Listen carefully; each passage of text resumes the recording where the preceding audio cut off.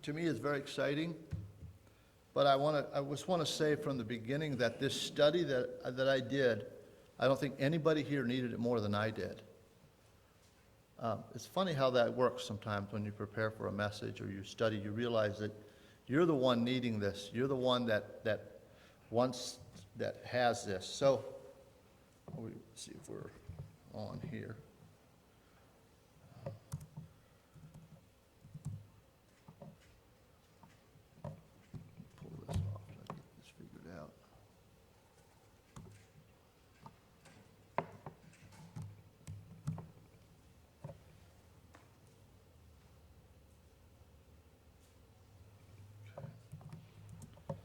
This morning I'd like to talk about Melchizedek and the order, the high priestly order that he was involved in. And I want you guys to walk with me through here because we're going to go on a few rabbit trails. We're going to talk about a few things. But it's absolutely fascinating when you get down to the end and you recognize how this ties back into Jesus Christ. And it was so exciting for me when I started to study this. And I think it's so important as believers that we don't just understand the New Testament and that we don't just understand salvation, but that we realize that the Bible is a connected book, 100%.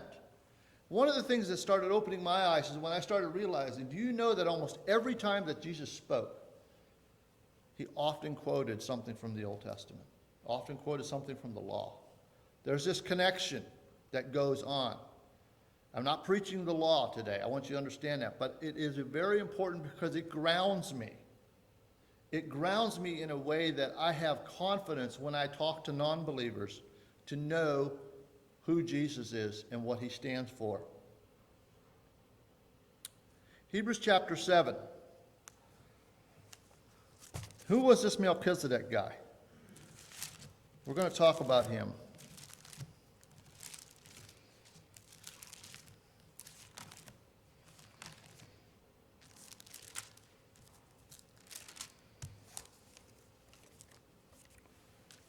This Melchizedek, we're just going to look at the verse 1. This Melchizedek was king of Salem and high priest of God Most High. He met Abraham returning from defeat of the kings, and he blessed him. And Abraham gave him a tenth of everything.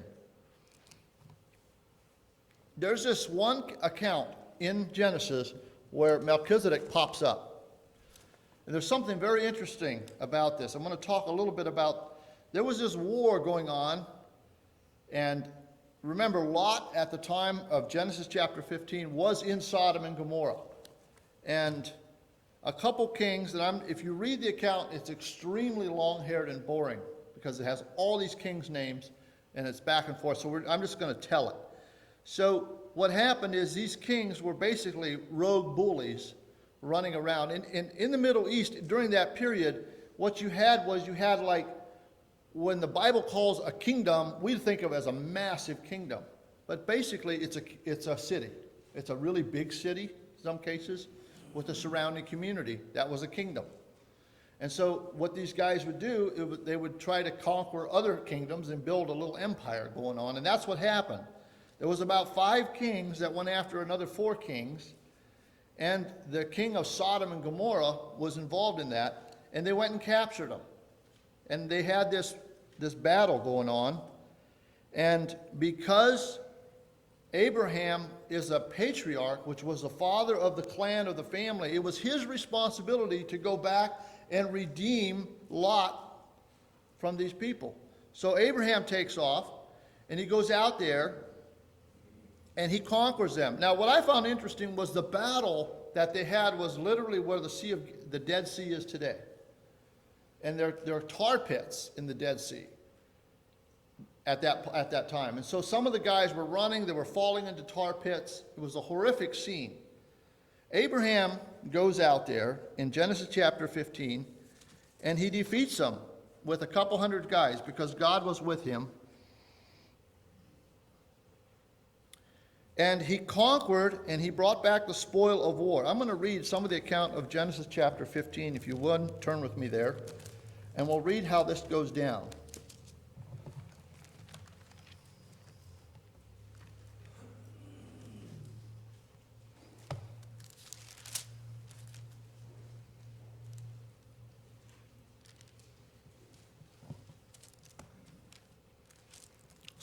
Genesis 14. Starting in verse 13, a man who escaped came and reported this to Abram, the Hebrew. Now Abram was living near the great tree of Mamre, the Amorite, a brother of Eshcol and Abner, and all who were allied with Abram. When Abram heard that his relative had been taken captive, he called out 318 trained men born in his household and went to pursue them as far as Dan. During the night, Abram divided the men to attack them, and he routed them. So what they did, they were going north at that point. And they went north, and so Abraham goes in there at night, divides his men, attacks them, routs them, pursues them as far as Hobath, north of Damascus. And he recovered all the goods, and he brought back his relative Lot and his possessions, together with the women and the other people. And as Abram returned from defeating, I can't hardly pronounce that guy's name, Lammer? Huh? Say it louder. Thank you. I'll keep going. I can't pronounce that very well. You just come stand up here beside me. We'll point this word to you. And the kings allied with him, the king of Sodom came out to meet him in the valley of Shavah, that is, the king's valley. Then Melchizedek, king of Salem, brought out bread and wine. He was priest of God Most High, and he blessed Abraham, saying, Abram, blessed be Abram by God Most High, creator of heaven and earth, and praise be to God Most High, who delivered your enemies into your hand. Then Abram gave him 1/10 of everything. Did it ever cross your mind? Do you see what just happened here? Abram was a patriarch. He was a powerful clansman. He is so revered and so powerful, he can go out with the anointing of God and destroy kings, small kings, but he can destroy them. On his way back, he meets this Melchizedek guy, and he gives him 1/10 right away. There's a principle in the Old Testament that's a thread that's running through this thing, and I want us to get this before we get started, and that is the lesser always gives tithe to the greater. That is a principle that is established in the Old Testament. For instance, the Levitical tribe of the tribes, there were different tribes in the children of Israel, the tribe of Levi received the tithe from the other people. That's how they got there. That's how they survived. I have a, there it is. I'm going to bounce around a little bit. If you look at this slide here, you'll see the inheritance of the tribes that were there. You have the tribe of Manasseh got 3,300 square miles. The tribe of Judah got 1,400 square miles. Then you go all the way down to the tribe of Levi. They didn't get anything. But they were considered the greater tribe. They weren't given land, but they were given tithes. And so because they were considered the greater tribe, the tribe of Levi was the tribe of what? Someone tell me. The tribe of priesthood. Yes, very, very correct. Okay, let's go down. Now this Melchizedek going to Hebrew. Does someone have some water? There's some. There's a bottle of water right there. Okay, thank you.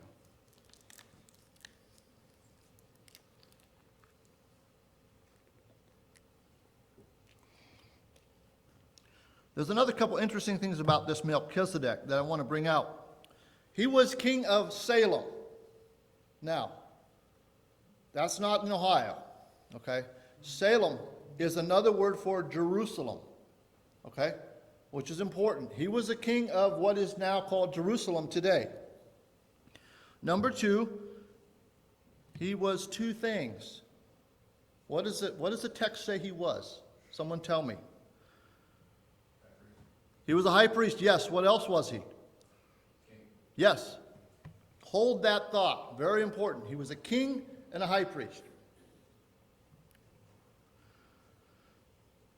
The name Melchizedek means king of righteousness, and then also king of Salem means king of peace. Now, verse 3 says, without father or mother, without genealogy, without beginning of days or ends of life, resembling the Son of God, he remains a priest forever. So if you read the book of Genesis, most of the major accounts of people like Abraham, some of these guys, it'll give their lineage, right? You'll know about Abraham's father. It'll give his ancestors or the descendants of them. And there's this, in Genesis, suddenly Melchizedek pops up. There's nothing about him. There's nothing before. There's nothing after. Just this one little pop. Some people think this person may have been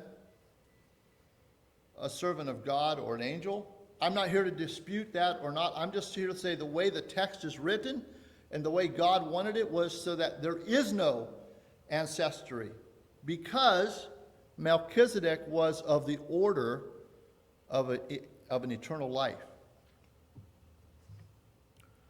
Without father or mother, without genealogy, without beginning or days of life, resembling the Son of God, he remains a priest forever. So, what just happened here is what the Hebrew writer is saying, that this Melchizedek is a guy of a different stripe than the rest of the other Old Testament high priests.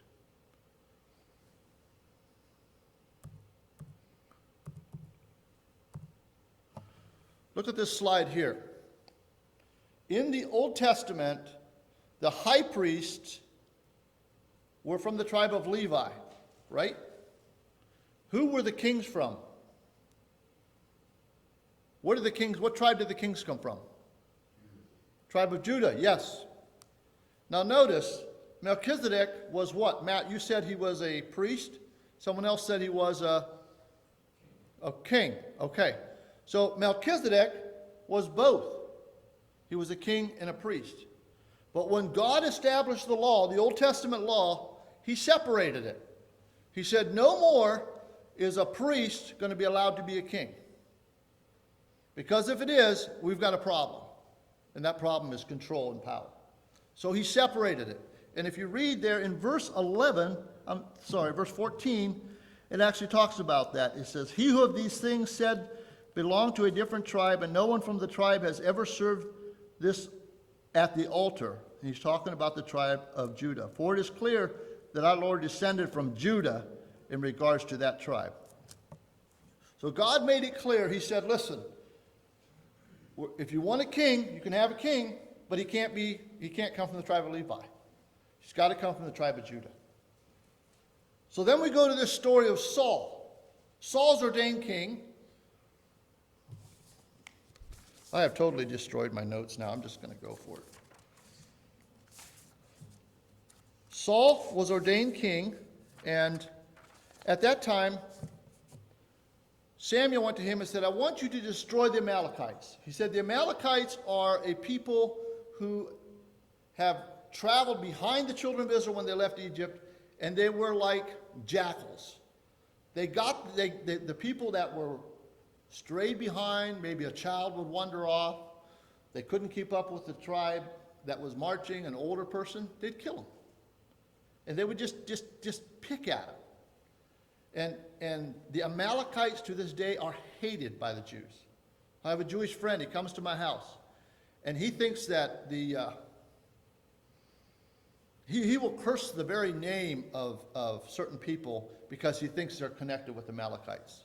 I've never had that happen before, but the guy will sit at my house and he'll go, Yasser Arafat cursed his name, may he be cursed, and his wife's like correcting him, And there's this really docile guy, all of a sudden this rage comes out of him.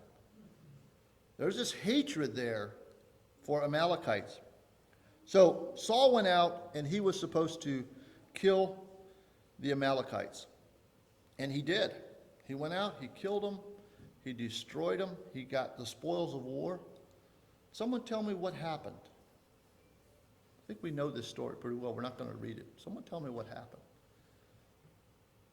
Samuel was... Is that where he saved the best? He saved the best and started offering sacrifices. And Samuel was up all night praying before God, and God showed him what he was doing.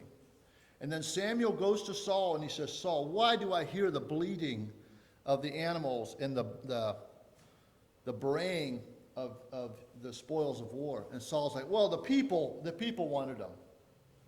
But Saul was actually involved in sacrifices at that period, right then. He crossed the line. He went over to the Levitical side as a king. And then what did Samuel say to him? He said, your kingdom's removed from you, right? He said, your kingdom is departed from you. He grabbed it, and then he said, to obey is better than sacrifice, and to hearken than the fat of rams. And Saul grabbed his coat as Samuel turned to leave, and then Samuel said, your kingdom has been removed. I believe it wasn't just because he disobeyed God, but because he messed this thing up. He crossed over into the other side, into that other lineage that God had set up. When he set up the tribes, he said, of these tribes, you have the tribe of the kings and the tribe of the priests. And you see that in a couple accounts where, it may be not in every case, but where kings tried to cross over in the history of the children of Israel into, they couldn't leave their hands off of it. They wanted to get over into the sacrifice side because they knew there was a lot of power there. And they would mess with that thing, and God would punish them severely for doing that.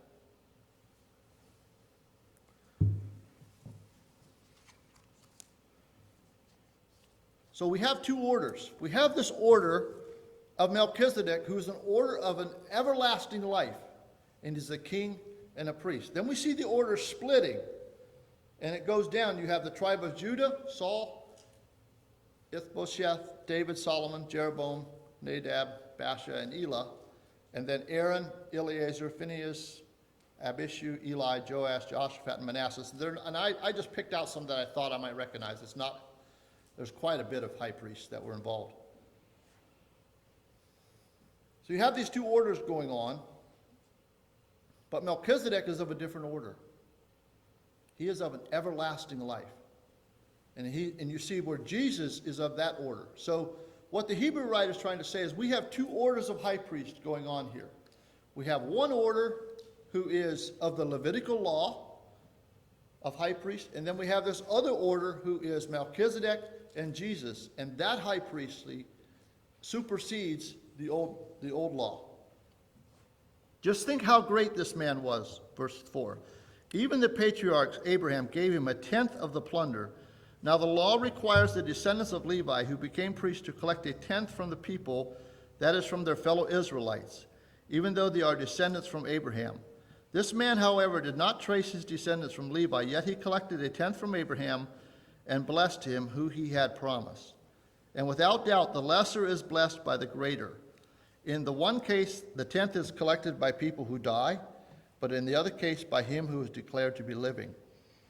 One might even say that Levi, who collected the tenth, paid the tenth through Abraham, because when Melchizedek met Abraham, Levi was still in the body of his ancestors.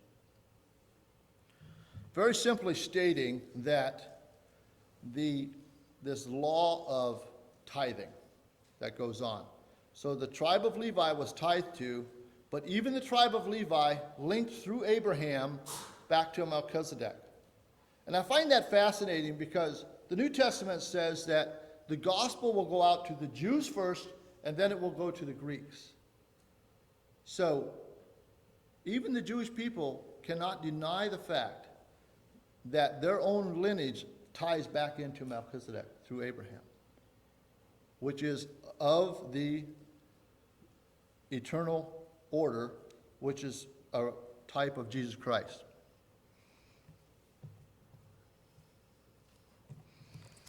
Let me get to the other part that I had here.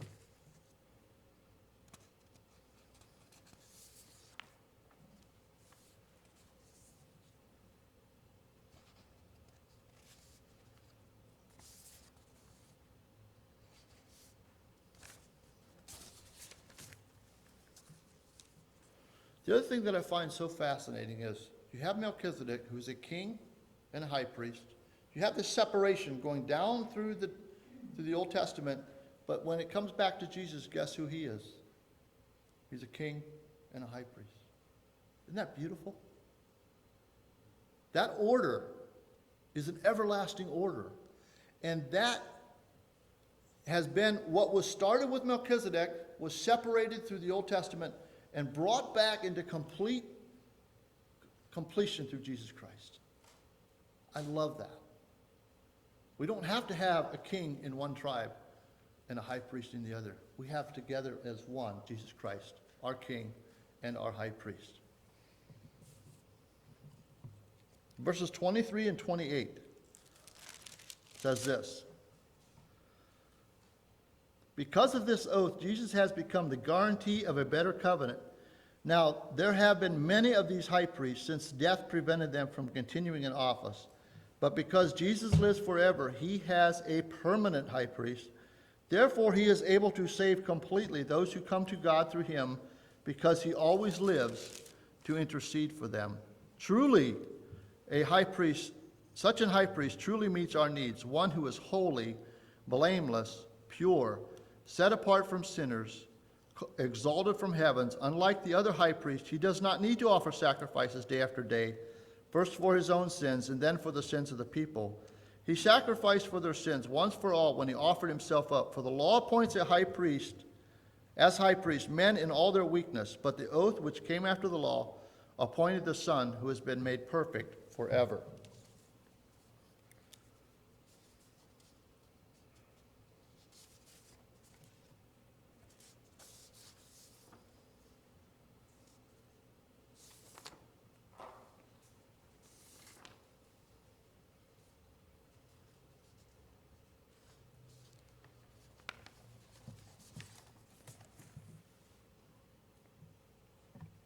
In Hebrews chapter 6, it makes this really clear.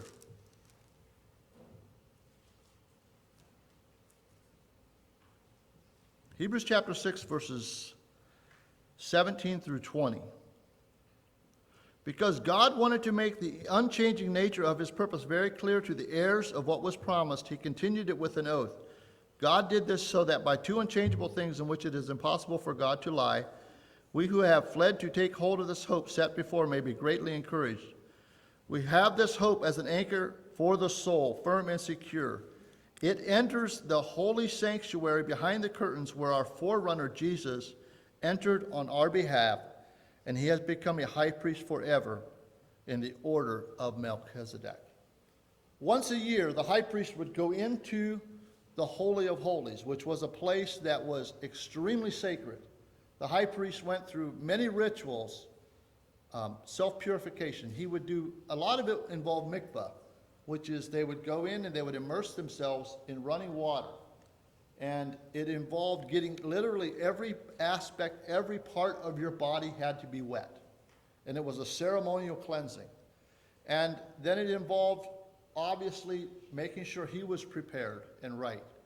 When he went in behind the, like if you had a veil, nobody could see in. When he went in behind the veil, he often wore bells so that the people outside could hear that he was still alive. Because God would strike him dead if he went in unclean ceremonially. And there's some accounts say that he kept a rope tied to his feet or to his arm or his waist or whatever, so that if God struck him dead, they could pull him out. Because nobody could go back there. Back there was where the high priest went, and he made atonement, first for his own sins, and then he went over and he made atonement for the sins of the people. There was incense going. It was kind of a smoky atmosphere that he was involved in. And he came back out. This happened once a year.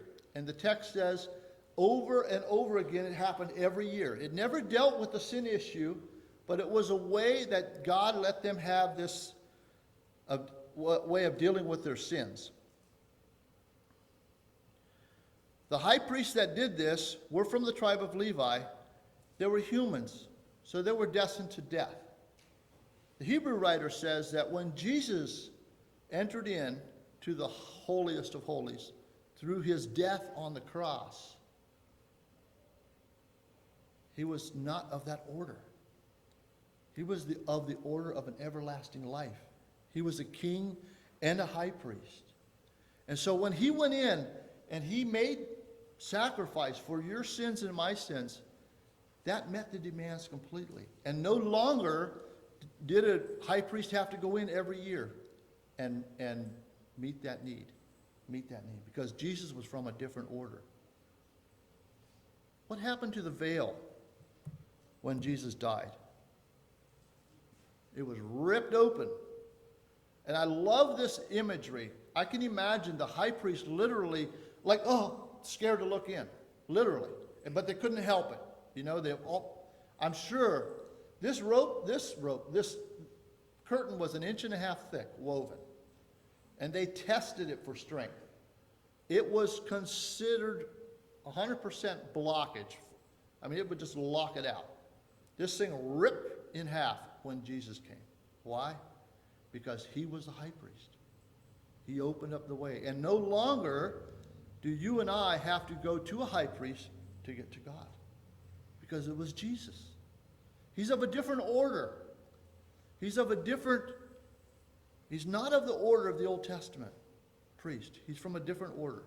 And I'm so excited about that this morning because when I look at all the chaos that we have going around us today, I know one thing for sure is that my Jesus is from a different order and an everlasting life. And I can rest in that. I can hold on to that. And I can know that if I follow him and I believe in him and I walk with him, he'll carry me through. Because he did not come through man. His order came through God. And to me, that's exciting.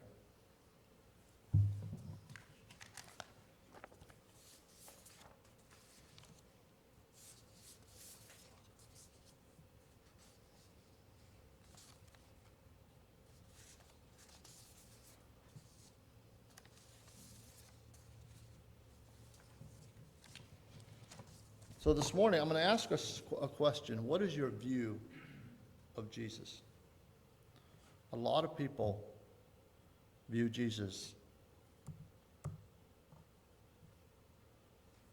They take one side of this and they view him like a earthly high priest. He's just somebody there to cover my sin. And they don't put together the fact that to be a follower of Jesus, to be a disciple of Jesus, is not just redemption, but it involves kingship. It involves his lordship. We must get this concept right. If I'm going to follow Jesus Christ, if I'm going to be a disciple of Jesus, I must have his redemption and his grace and his mercy on my life. But that must be so powerful in my life that it produces victory. It produces a change. It produces a lifestyle that when people look at me, they say, I'm a different person. When you and I follow the order of Jesus, through the order of Melchizedek, there is going to be a change in our lives. It won't just be the grace of God. It will be, King of my life, I crown thee now. And that involves grace. Yes, 100%. None of us are saved by our works whatsoever. But I love that picture of Jesus as my king and my high priest. So as you go out this next week, don't forget, we serve a God who comes from a different order. Amen? And that order is of an everlasting covenant and an everlasting life. Thank you for your attention.